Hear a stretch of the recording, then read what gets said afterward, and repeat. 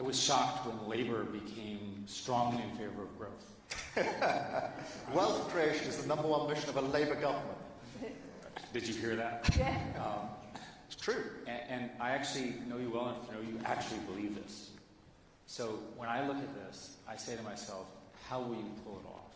In the time I've spent with this group in the last few days, there's plenty of money that's going to come into the country if you achieve what you just said.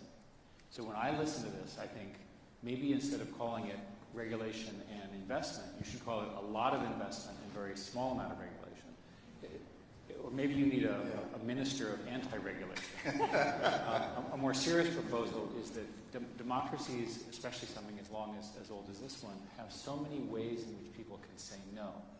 I'd much rather, and I think the business community would much rather have a single person who can say yes or no, and who says no, and then they can move on. The cost of capital and the delay is killing you. And furthermore, you're not going to achieve your 2030 energy goal, which is laudable, without fixing this. So you have a tactical leadership problem to achieve this, and I think you can pull it off. But you have to figure out a way to get control. You have strong political capital right now. You just started. You're forming your government. You've got to find a way to get them to move on this agenda as opposed to just go like this. Yeah. That means I'm listening, not that I'm doing it. No, I think this is a really big challenge. It has to be a cross-government priority, not just within the Treasury team. It's got to be across government. And one of the things we've done is to create mission delivery boards, which doesn't sound like a very interesting concept, but is vital. If you're going to do this, you've got to do it horizontally across all different departments at the same time. And get those silos So we are setting up some of the structures that will do this. But in the end, it's a mindset. There are a number of components that I think are important, and you can almost sort of work down through them.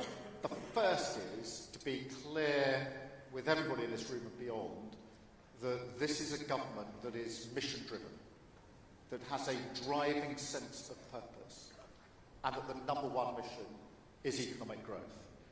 And everything else ladders up to that. So this real clarity, I think one of the biggest mistakes of governments, particularly recent governments here, has been too much focus on the short term, too much chop and change, too much what I call sticking plaster politics. So you've got a government with strategic long-term vision, which is around a very clearly defined mission. And that helps with certainty, strategic thinking, but it also helps with priority, because all governments have to prioritise, difficult decisions are made all of the time. And this gives us a yardstick, if you like, which is it pro-growth, in which case yes, or is it not pro-growth, in which case no. The second thing then, alongside the mission but crucial to it, is that we've got a good majority under our political system. And that's not about political bragging and the numbers. It's not particularly party political, but it is to say the decisions that we can make are therefore measured in years, not months. And for investors, that's really important. Now, that's the sort of high-level issue. So it's growth, it's mission-driven, it's got the stability that we need. But what I also want to make clear today is that we have listened good and hard to execution questions, the point you put to me. That's all very well, but how does that actually materially make a difference to me as an investor? Because as you rightly say, we've got choices to make. We could invest here, we could invest somewhere else. So how do you change the environment?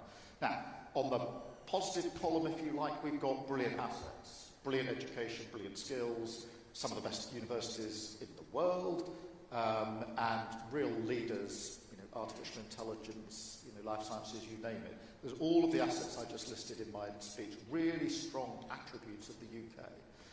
But in the other column, we've got some inhibitors, and it's those that we need to absolutely champion the brilliance that we've got to offer, but we need to get rid of some of the inhibitors. And most of my determination to get rid of the inhibitors has been through conversations with people in this room around planning. It takes far too long to get decisions on planning, far too long, measured in years, not months.